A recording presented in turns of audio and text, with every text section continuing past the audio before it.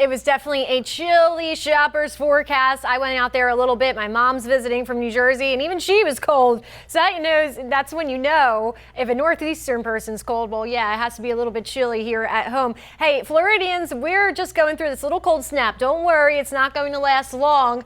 Something that will certainly add stress to the holiday, traveling back if you're somebody that lives in the Northeast or across the upper Midwest. Here's satellite radar. They do have some snow that's moving through portions of Iowa right now. Also, West Virginia had a nice little dusting today. Portions of Pennsylvania, upstate New York, closer to the Great Lakes, that's been producing some snow.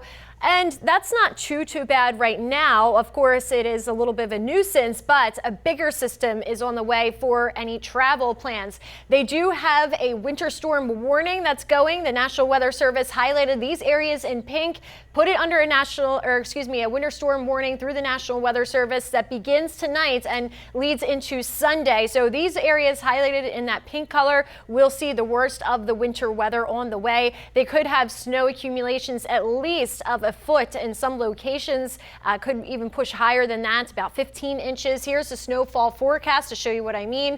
The shades highlighted in the purple here, right at the nose of Iowa. Those locations could have anywhere from 12 to 18 inches of snow, while the darker blue shades we're looking at about 6 to 12 inches of snow. And that's for this upcoming system that's arriving this weekend in those areas. So please, if you're somebody that has travel plans, I would pay attention to those flights. And even if you're taking that long way home, you're driving, or maybe you're taking the train, making a little connection here and there. I know people that do that. I would still, because this can create a snowball effect, right, where things really get backed up in all modes of travel. All right, so here's your travel forecast. Moving into tomorrow morning around 7 a.m., places like North Dakota, South Dakota, Nebraska, Iowa, especially Indiana, Illinois, portions of southern Wisconsin and Minnesota. They will all have a little bit of that snow, some areas more than others. And then you head further south, places like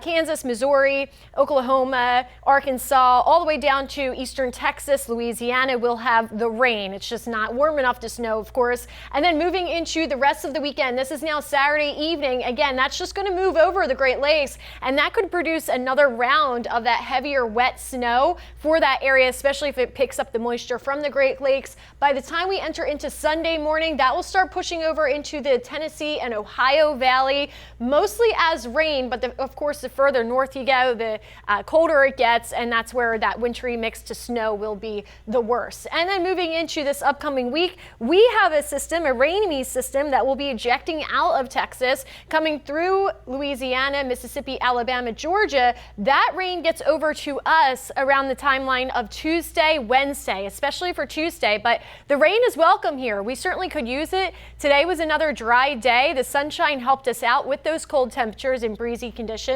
Right now, temperatures are in the lower 60s, upper 50s, if not that. Not too bad if you're standing in the sun, but if you're in a shady spot or when the sun goes down, that's when it really starts to get brisk again. Also, marine conditions not great this weekend. The small craft advisory has been extended until tomorrow evening. That's when it's expected to expire, I should say. 4 to 6 feet to those seas, and the bay is rough with those winds 20 to 25 knots. For tonight, we're dropping down into low 50s for Tampa, but some areas will be colder than that. Not quite as cold as this morning, but only a degree or two difference. The other thing that's helping us out are these winds will start to lighten up as we head throughout the day. But places like Crystal River and Brooksville, you guys will wake up once again to Saturday morning temperatures in the low 40s. As we check out our 7-day forecast, we have a nice improvement temperature-wise, 77 by tomorrow afternoon. So yes, it's a cold morning, but we quickly warm up. Sunday, we're back in the 80s. See, short-lived. We forget all about it. The Bucks are playing. And then as we move into this upcoming week, we do have that rain that we're looking forward to on Tuesday.